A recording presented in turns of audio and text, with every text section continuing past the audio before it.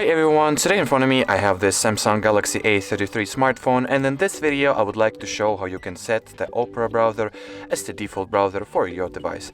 So first of all, you gotta open up the settings. Here look for the apps section.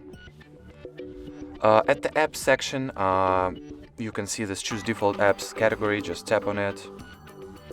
And here at the browser app section, just select Opera, and from now on the Opera will be the default browser on your device. There is also the second way.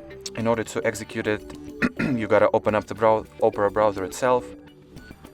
Here on the bottom right corner you can see your profile picture, and once this pop-up menu opens, go for this gear icon, which stands for settings, and here scroll down until you find the default browser section.